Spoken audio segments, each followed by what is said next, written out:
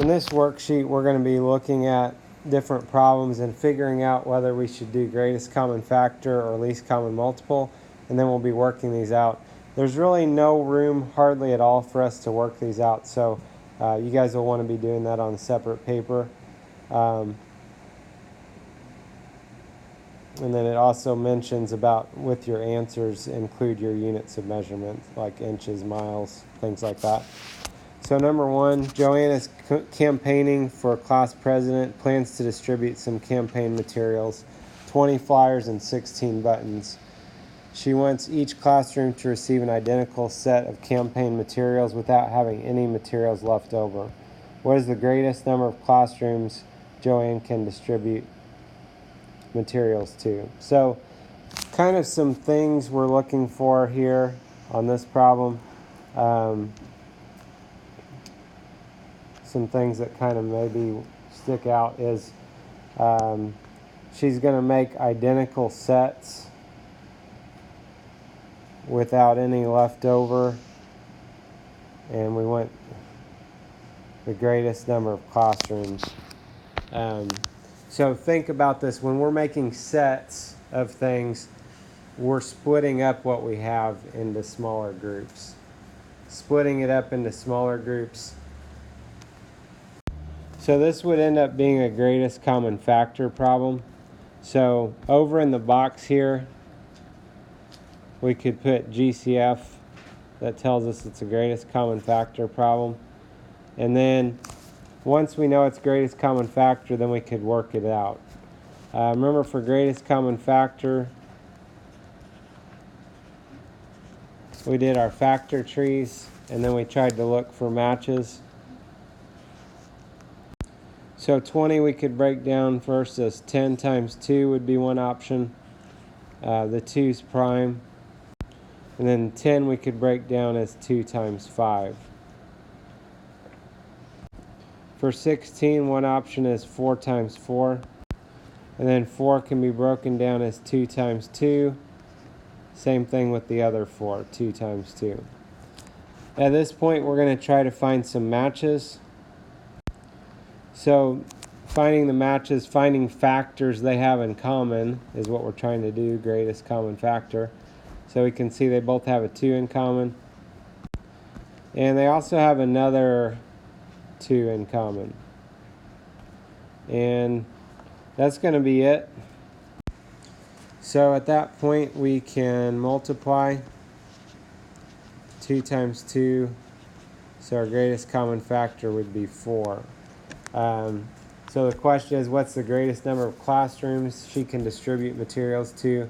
Would be 4 classrooms. Specifically, they didn't ask this, but if you do 20 divided by 4 would be 5. 16 divided by 4 would be 4. So it would be 4 classrooms,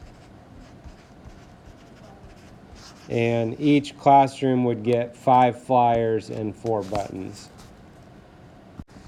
If you did this as a least common multiple problem, you would be getting bigger numbers, and then it would end up that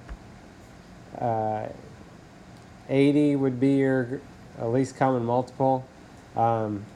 With the amount of stuff we have, if you think about it, it doesn't really make sense that we're going to distribute that to 80 classrooms outside of tearing up our flyers and buttons into pieces.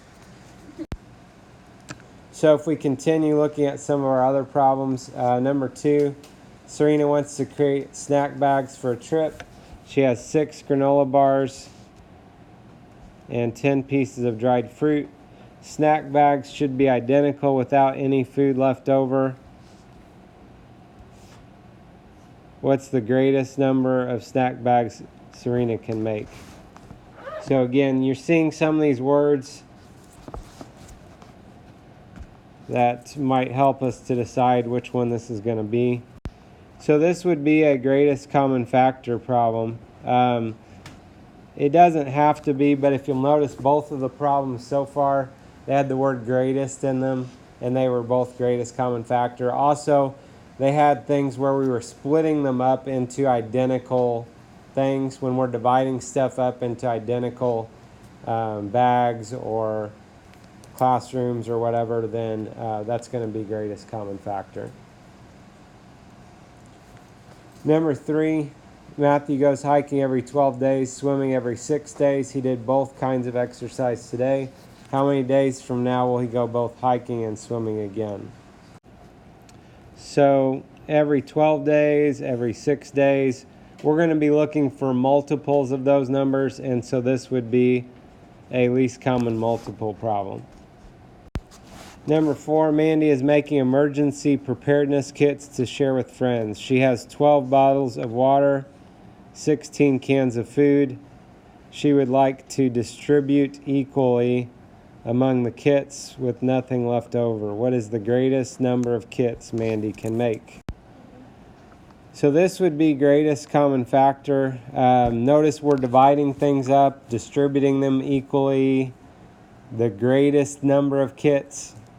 See the word greatest again? It doesn't have to be there, but it's been there on all of them so far with greatest common factor. Again, if you did this as least common multiple, you'll get a bigger number. You would get 48. And so if we have 48 kits, we're going to have to be opening our cans of food and splitting them up into smaller things. Also, the bottles of water, we would have to open those and pour those into smaller cups. So greatest common factor is going to give us a smaller number. So that's what's going to work for this problem. Number 5, Adina is packing equal number of apple slices and grapes. Adina bags the apple slices in groups of 18, grapes in groups of 9. What is the smallest number of grapes she can pack? And this would be the least common multiple.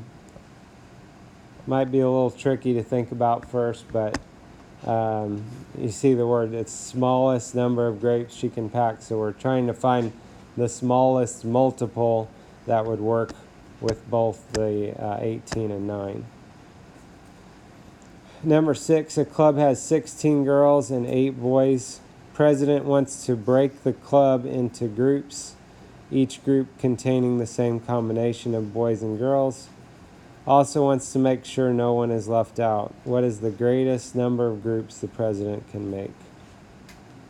So that would be greatest common factor. Again, splitting things up, finding the greatest number of groups, greatest common factor. Number 7, Little Mermaid maybe. Ariel's making flower arrangements. Never mind. 7 roses and 14 daisies. Ariel wants to make all the arrangements identical. No flowers left over. What's the greatest number of flower arrangements he can make? So that would be GCF, greatest common factor again. Splitting things up, nothing left over. Number 8, Wilma is thinking of a number that's divisible by both 17 and 8. What is the smallest possible number Wilma could be thinking of? That would be least common multiple. We've got to find multiples until we find something that works for both of those.